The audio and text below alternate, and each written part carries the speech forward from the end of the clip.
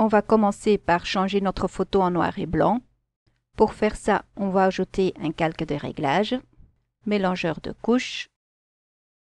On coche monochrome et on va ajuster l'image selon ce qu'on veut obtenir. Deuxième chose, je vais augmenter le contraste un petit peu.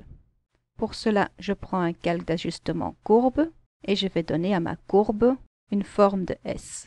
Donner une courbe en forme de S augmente le contraste. Et finalement, je vais ajouter un calque d'ajustement teinte saturation. Je coche redéfinir, puis je fais glisser le curseur teinte jusqu'à ce que j'obtiens l'effet que je désire et je clique OK. Maintenant, j'ajoute un calque au-dessus de mon calque d'arrière-plan sur lequel je vais peindre avec du noir pour obscurcir les bords. Je vais prendre un pinceau au bord adouci et peindre grossièrement les contours. On peut jouer avec l'opacité pour diminuer l'effet, ou on peut d'abord dupliquer le calque pour garder le premier dans son état original, et je vais appliquer un flou gaussien. Je vais ajuster le rayon, et puis je vais jouer avec l'opacité pour diminuer un peu l'effet. Je peux aussi mettre le mode de fusion en incrustation. Ça donne un effet un peu plus naturel.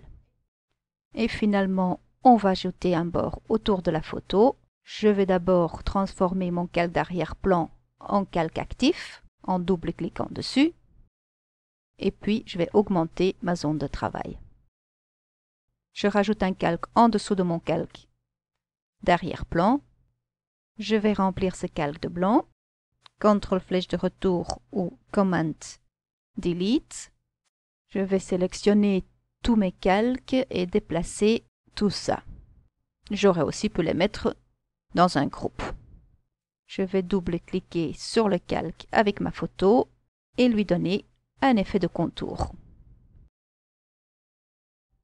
Je vais choisir ma couleur de contour dans les bruns foncés de l'image.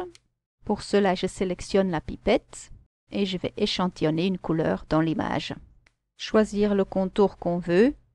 Contour intérieur pour avoir un contour à bord droit ou contour extérieur pour avoir un contour à bord arrondi. On va pour le bord extérieur. OK. Puis on va encore ajouter un peu de texte.